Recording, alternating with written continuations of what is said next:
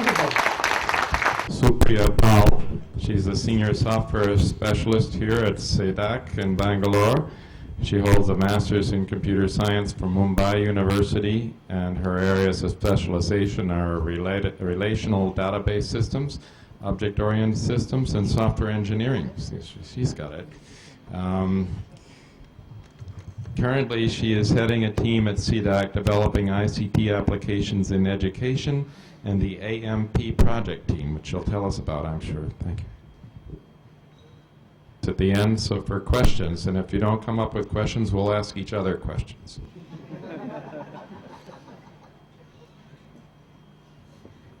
Thank you, Mr. Chairperson. Good afternoon, ladies and gentlemen. So let me get straight away to my talk.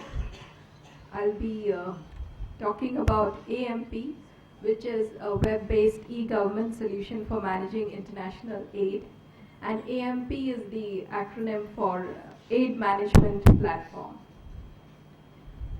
I'll briefly cover, my talk is basically on, as the title said, on it's a web-based solution that we have developed for managing aid flows, and aid flows that is typically, first we'll cover the challenges in aid management, then I'll speak about this AMP platform solution, and then very briefly about the AMP development process and the first pilot in Ethiopia, and then further work.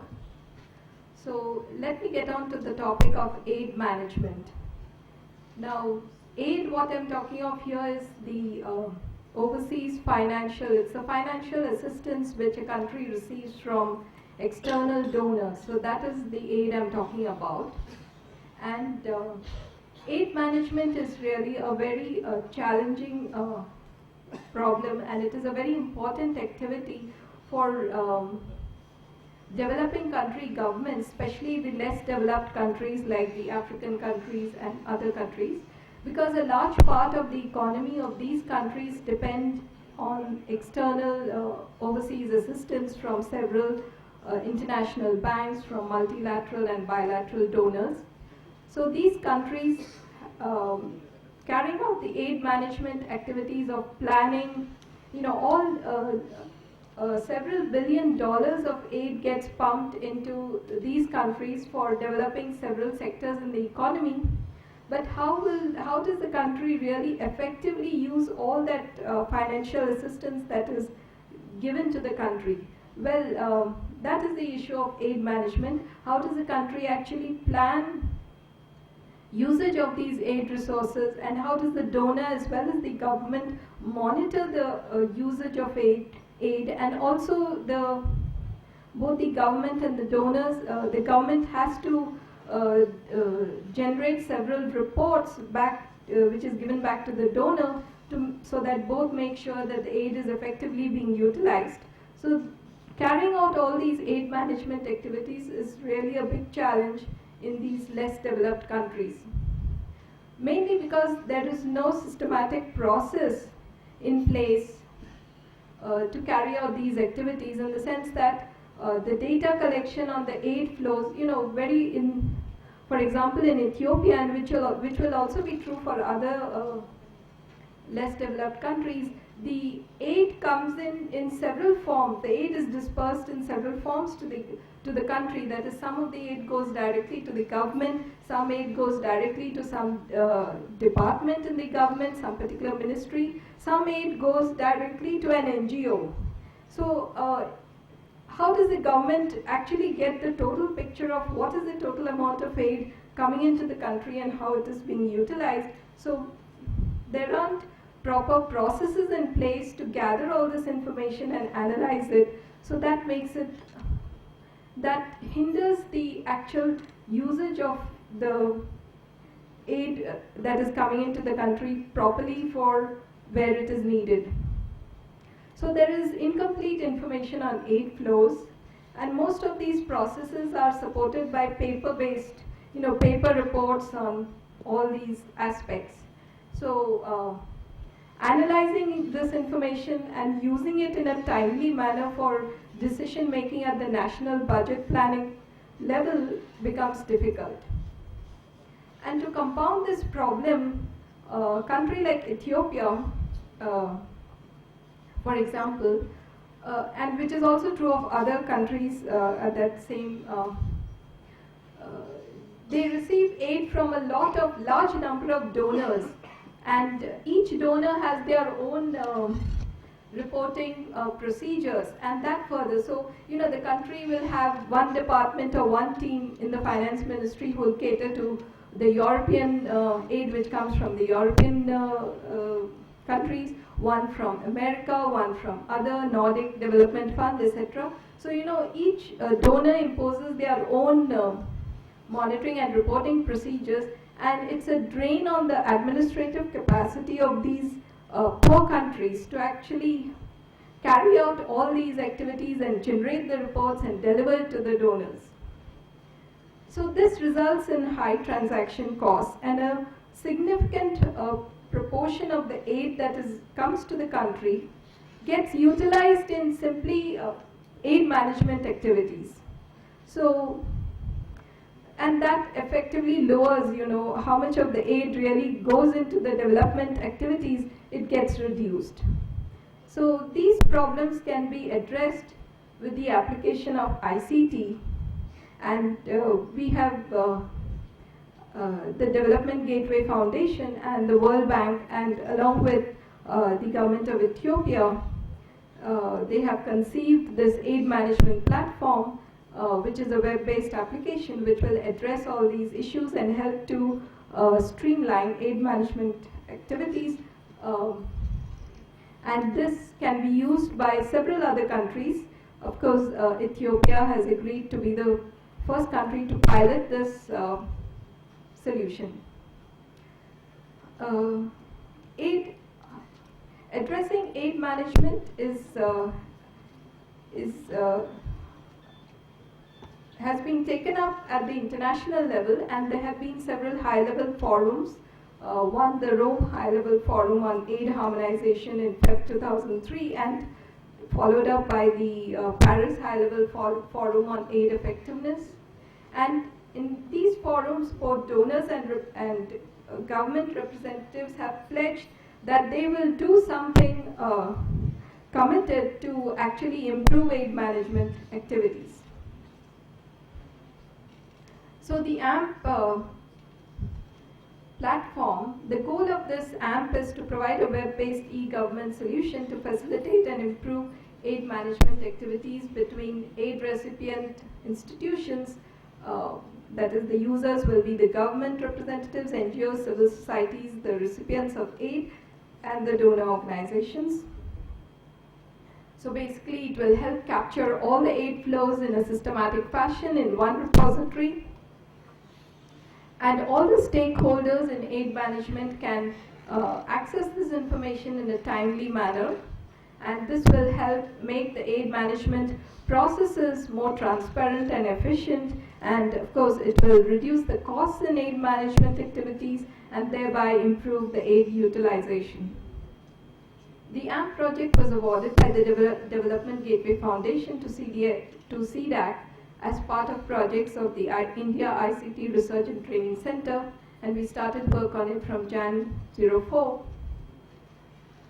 The Ministry of Finance and Economic Development, MOFED, of the government of Ethiopia has agreed to pilot test the first version of AMP, and there are several other international agencies that have collaborated with us in developing this AMP platform. We have DGF, OECD, UNDP, World Bank, and the government of Ethiopia, MOFED team. So CDAC has been the main development partner in this project, and the requirements and policies, etc., have come from the other partners. The functional architecture of AMP is as shown in this diagram. We have an AMP repository, and we have several modules: the aid information module, the reports module, the fiscal calendar module, and all these. The aid information module is the main one which feeds information into the repository. And then reports can be generated from this. I'll tell you more about the other modules as we proceed. So the aid information module is the main one to capture all the aid information, right from planning to implementation stage. And you get summary and detailed views of the projects. And for better usability, there are configurable information filters on all the views. So just a glimpse of some screenshots of what this application looks like. So there are different teams, and each team caters to a specific donor, managing the aid flows for a particular donor. And each user has a login and password, so you log in. And then this is the desktop which you see. So each user will be responsible for a certain set of projects, and those are listed in the desktop. And this desktop is actually gives the user access to all the activities, all the functions of AMP in an easy manner. On the top right hand side, you can see the reports, and in the center you see the activities or the project's portfolio with brief details. So if you click on any particular project here, you can get an overview of what details about the project, like what sector the project is on, how much is the funding, who are the implementation agencies, etc. And this is a screen, just a glimpse of how you capture all the aid information. So we have several, aid information has lots of parts to it. So you have to capture information on the funding, the sectors where it is going to be applied, then the view of the funding from the breakup with respect to the different regions, the different components to which this funding will go, like infrastructure or training, etc. Then the other related documents, and also the monitoring and evaluation information with respect to each project. Just a brief screenshot on the funding details that are captured of all the commitments, disbursements, and expenditure. This is another screenshot on the financial view. Okay, the reports module. The reports module is as usual. We have predefined reports, and an interesting thing which we have added is the advanced report builder tool. This is a screenshot by which the user can dynamically generate any report they want. So you can select what columns you want in the report and what you want the information to be grouped by, that is, what are the hierarchies, etc. And the system will automatically generate the report for you. So this makes it very easy for the management level users to generate and get a view of the information they are interested in. So this is an example of the report that gets generated, and what you see on top are the different filters by which they can filter the information further that is displayed in the report, and these filters can be configured for a team or even personalized for a given user. The monitoring and evaluation module, here actually we allow a team to define indicators, or rather measures, for each activity. For each activity, you can define several measures, and then you can track the project progress with respect to those measures. Also, we keep information about the actual physical progress of the project. So this is a view of the monitoring and evaluation, that is the portfolio performance. And what you see below are two indicators here: infant mortality rate less than age 5, and the green portion shows the actual values, and the target is, so about 25% of the target has been achieved. So each indicator for a given project, the project is essential health services, you get the portfolio performance, as well as we also capture the risk rating for each indicator for each project. The other modules is the fiscal calendar module, which is also referred to as a planning calendar. And This helps the country to plan. It's just like an appointment calendar, but it helps the country to plan the donor missions, etc., as per the fiscal calendar of the country. The knowledge base module is like provides access to all the documents related to the projects, and then of course the typical admin tools. So this is a fiscal calendar. Admin tools, I can skip this.